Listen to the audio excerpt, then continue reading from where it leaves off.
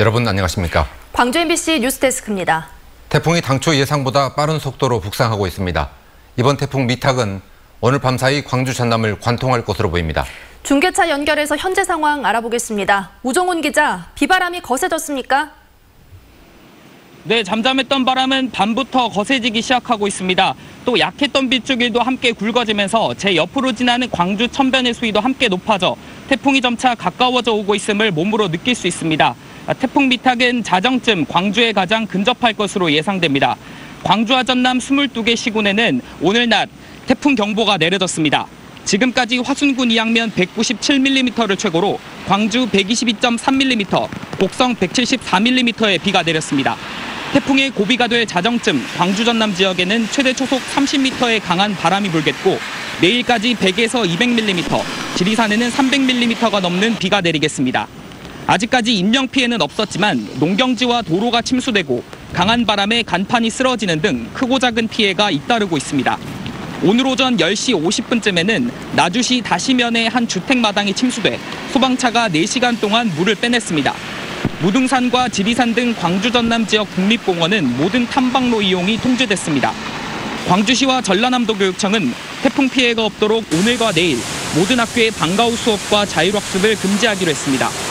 광주 충장축제는 오늘로 예정됐던 개막식을 연기했고 장성 노란꽃 축제는 행사 일수를 줄이는 등 가을 축제들도 태풍 영향으로 차질을 빚고 있습니다. 광주시는 재난안전대책본부를 가동했고 5개 자치구도 태풍 피해에 대비한 비상체제에 들어갔습니다. 지금까지 광주 양동교에서 MBC 뉴스 우종훈입니다. 태풍이 몰고 온 비구름이 폭우를 쏟아부으면서 전남에서는 이미 피해가 발생했습니다. 하천이 넘쳐서 초등학생들이 대피했고 저지대 곳곳이 물에 잠겼습니다. 김한수 기자가 취재했습니다. 누런 황토물이 하천을 넘어 초등학교 정문까지 차올랐습니다.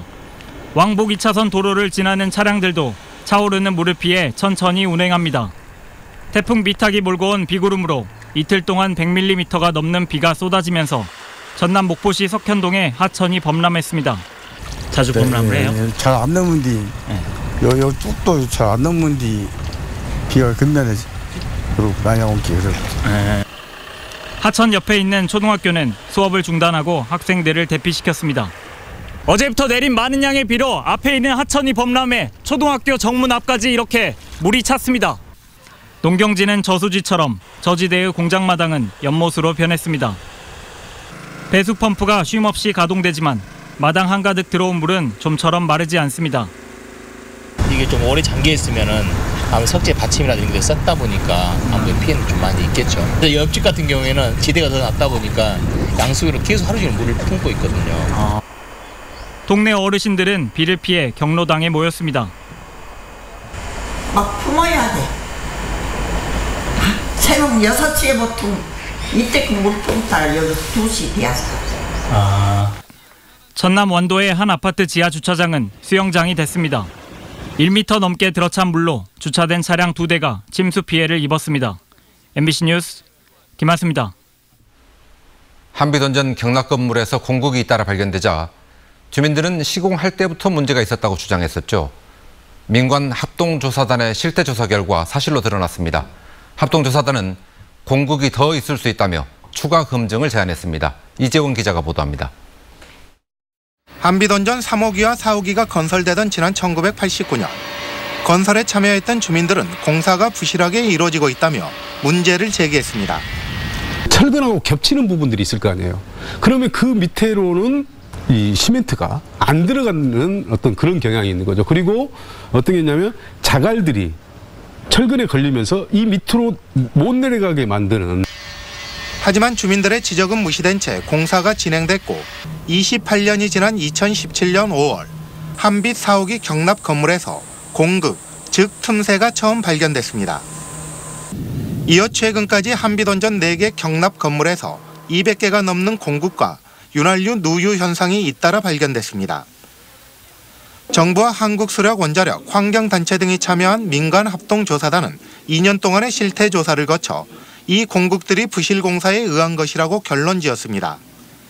경락 건물의 하중을 분산시키기 위해 철제 보강재를 설치하고 콘크리트를 타설하는 과정에서 다짐 작업을 제대로 하지 않았던 겁니다. 공기를 단축하기 위해 무리하게 설계를 변경하고 작업 감독을 부실하게 한 것이 근본 원인으로 지적됐습니다.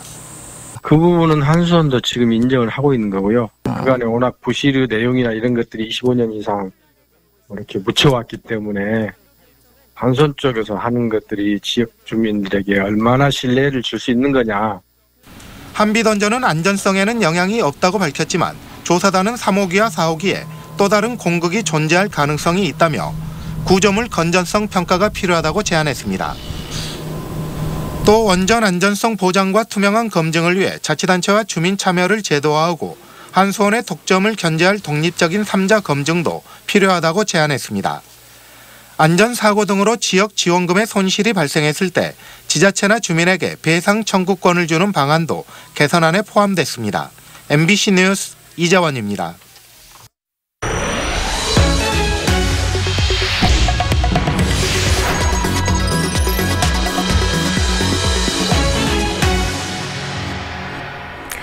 광주시는 인공지능 대표 도시를 꿈꾸고 있는데요. 어떻게 하면 이 꿈을 실현할 수 있을지 전문가들이 지혜를 모으고 있습니다. 보도에 송정근 기자입니다.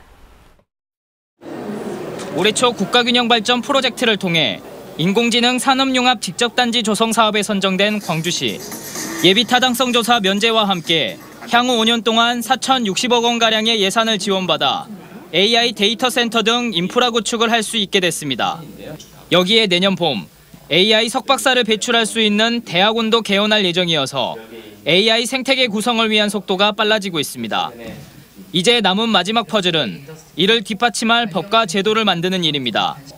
AI 생태계에서 기업들이 뛰어놀려면 양질의 데이터가 필요한데 광주시가 비즈니스 모델로 삼은 헬스케어와 자동차 부분은 개인의 질병 정보 등 개인정보 보호에 걸리는 부분이 많아 이를 해결할 수 있는 특별법이 필요합니다.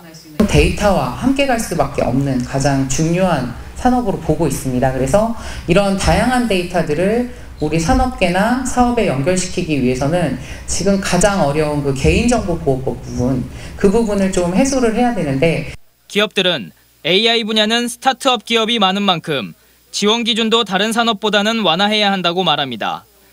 지원을 받은 만큼 자기 자본을 대야 하는 매칭 비율을 없애거나 완화하고 연구개발과 관련한 예산 역시 유연화할 필요가 있다는 주문입니다. 성공 문제는 항상 거의 대부분의 R&D 과제 성공률이 99%입니다. 말이 되질 않습니다. 리서치를 할 때 어떻게 99% 성공을 합니까? 그러니까 99%짜리 성공할 만한 과제들만 연구 내용으로 해서 내는 거거든요. 미국과 유럽 일부 국가만 AI 생태계를 소유하고 있는 상황에서 인프라와 제도를 잘 준비한다면 광주시도 AI 선도도시로 발돋움할 것으로 전망되고 있습니다. MBC 뉴스 송정근입니다. 박정희 유신 독재에 맞선 1979년 부마 항쟁이 일어난 지 올해로 40년입니다. 전두환 신군부에 맞선 1980년 5.18 광주 항쟁도 내년이면 40주년을 맞는데요.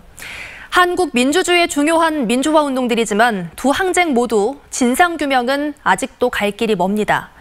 이를 위해 두 지역의 연대가 필요하다는 주장이 나왔습니다. 김철원 기자가 보도합니다. 1979년 10월 박정희 정권의 유신 독재에 맞서 거리로 나선 부산과 마산의 시민들. 유신 정권은 해병대와 공수부대까지 투입해가며 시민들을 잔인하게 때려잡았습니다. 유신 독재에 맞서 시민이 주도한 첫 저항운동으로 평가받는 부마 항쟁은 결국 박정희 정권의 몰락으로 이어졌습니다. 게릴라적인 형태로 시위를 한다는 것이 가장 충격적인 사실이고 그게 결국은 박정희 정권을 몰락시킨 배경이 틀림없다고 저는 생각합니다. 공수부대까지 동원해 부마를 진압한 군부 세력은 그로부터 7개월 뒤에 일어난 1980년 5월 광주에서 보다 더 잔혹한 학살을 감행했습니다.